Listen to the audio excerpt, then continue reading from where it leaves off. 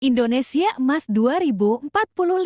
Sebuah cita-cita besar yang tengah kita bangun bersama. Sebuah visi tentang negeri yang unggul, maju, dan beradab. Tepat saat bangsa ini genap berusia 100 tahun. Namun, kita tahu, masa depan tak dibentuk hanya oleh kekuatan ekonomi, teknologi, atau sumber daya alam. Ia dibentuk oleh manusia, oleh cara berpikir, cara bertindak, dan cara kita belajar sepanjang hayat. Dan dari sinilah semuanya bermula.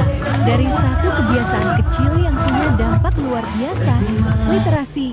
Indonesia adalah negara besar dengan jumlah penduduk lebih dari 270 juta. Tapi di balik itu, tersimpan tantangan yang tak kecil, yakni tingkat literasi kita masih tertinggal dibanding negara lain di dunia. Berdasarkan survei program FAIR International Student Assessment PISA yang dirilis oleh OECD, skor literasi membaca pelajar Indonesia pada tahun 2018 berada di peringkat ke-62 dari 70 negara yang disurvei. Tak hanya itu, menurut UNESCO, minat baca masyarakat Indonesia hanya 0,001, yang berarti dari 1.000 orang, hanya 1 orang yang benar-benar gemar membaca. Namun angka bukan akhir dari segalanya. Justru inilah saatnya kita bergerak, karena meningkatkan literasi bukan soal menunggu, tapi soal memulai dari diri sendiri, dari rumah, dan dari komunitas. Berdasarkan skor literasi membaca di Indonesia, hanya sebesar 359 poin pada tahun ke-2022 capaian. Ini tercatat lebih rendah dibanding tahun 2018 yang memiliki skor 371 poin. Bahkan jika ditelisik lebih jauh, skor literasi membaca Indonesia juga lebih rendah dibandingkan capaian pada tahun 2000. Berdasarkan publikasi laporan BPS Index, tingkat kegemaran membaca TGM, dirilis pada publikasi yang berjudul Statistik Indonesia 2022-2023, menunjukkan bahwa rata-rata TGM di Indonesia pada 2021 berada di angka 59,52. Lalu rata-rata TGM di 2022 mencapai 63,9. Sedangkan rata-rata TGM di Indonesia pada 2023 naik di angka 66,77.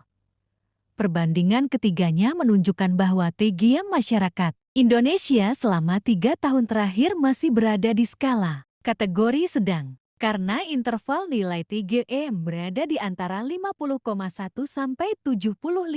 Daerah Istimewa Yogyakarta dikenal sebagai kota pelajar. Tak heran jika capaian literasi di wilayah ini tergolong baik. DIY memiliki indeks pembangunan literasi masyarakat yang relatif tinggi, dengan banyak program literasi berbasis komunitas, taman baca, dan kegiatan literasi yang cukup aktif. Namun demikian, pemerataan literasi antara daerah perkotaan dan pedesaan masih menjadi PR penting. Beberapa wilayah di pinggiran DIY masih menghadapi keterbatasan akses terhadap bahan bacaan dan fasilitas pendukung. Meskipun demikian, berdasarkan data tahun 2023, DIY menempati peringkat ketiga nasional dengan skor 77,27 poin, rata-rata nasional 64 poin. Capaian ini tak lepas dari peran aktif perpustakaan desa, komunitas literasi, hingga sekolah-sekolah. Di Kulon Progo misalnya, pojok baca mandiri hadir di segala tempat.